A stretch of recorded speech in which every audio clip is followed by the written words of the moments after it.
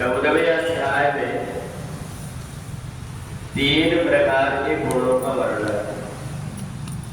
सत्वात् संजायते ज्ञानम, रजसो लोभ एव च, प्रमाद मोहो तमसो भगवज्ञानमेव।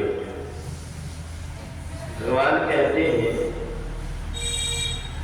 कि जब व्यक्ति कोई अच्छे कर्म करता है तो उसके शरीर में सत्वगुण बढ़ जाता है। परमात्मा की सेवा करने से अपने आप व्यक्ति के अंदर सत्वगुण बढ़ जाता है, परंतु जब व्यक्ति के अंदर लोभ आता है तो उसके अंदर सत्वगुण थोड़ा कम होकर के रजोगुण बढ़ जाता है। और इसके बाद में अगर उस व्यक्ति के अंदर तमोगुण आ गया तो जहां बैठेगा वहीं ऊँघने लगेगा, सोने लगेगा। अज्ञान और मोह ये दोनों ही तमोगुण से उत्पन्न होते हैं। और इसलिए ये तीनों प्रकार के गुण हमारे शरीर में, हमारी जैसी दिनचर्या रहती उसके अनुरूप हमारा खाना कैसा है, हम बातें कैसी करते हैं, हम व्यवहार कैसे करते हैं, ये सारी चीजें देख करके 3 प्रकार के गुण बनते हैं। ऊर्ध्वं गच्छति सत्वस्था। यहाँ संसार में तो व्यक्ति को पता लग जाता है कि मेरे अंदर सत्वगुण बढ़ा हुआ है, उसकी बुद्धि तेज काम करने लगती है, हर चीज का उसको ज्ञान रहता है कि संसार में आकर के मेरे को अच्छे कर्म करना है, किसी की बुराई नहीं करना है, किसी की आत्मा को नहीं दुखाना है, ये उसको ज्ञान हो जाता है और शरीर के अंदर सत्वगुण बढ़ जाता है।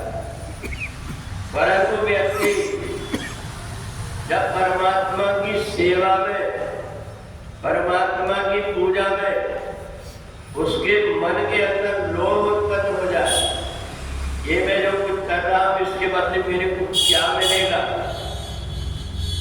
तुरंत उसकी वृत्ति बदल जाएगी और सत्वगुण के काम कर रहा है, परंतु वो लोभ में ग्रसित होकर के धन के पीछे भागने लगे। और तीसरा वो व्यक्ति है जिसने खाने पीने का कोई विचार नहीं किया, कितना खाना चाहिए, क्या खाना चाहिए, इसका विचार नहीं किया। और जिस व्यक्ति ने युक्त आहार विहार से कितनी देर सोना चाहिए, कितनी देर हमें सत्कर्म करना चाहिए, कितनी देर हमें सेवा करना चाहिए, ये सब प्रकार की जिसकी दिनचर्या मजबूत होती, उस व्यक्ति को पर्याप्त नींद होने के कारण उसका मन परमात्मा में लगा रहता है। और एक तो वो जैसे ही पूजन करने बैठेगा, माला करने लगेगा, वो लटकने लगेगा, झपकी आने लगेगी। इसलिए युक्त आहार विहार युक्त चेष्टा कर्मसु, हमें नींद भी उतनी ही लेना चाहिए जिससे कि पर्याप्त, जो व्यक्ति रात्रि में पर्याप्त नींद सो लेता है उस व्यक्ति को दिन में आलसी नहीं आती, दिन में सोता नहीं। और जो व्यक्ति दिन में सोता है सूर्य के रहते हुए, उसकी सूर्य नाड़ी कमजोर हो जाती है।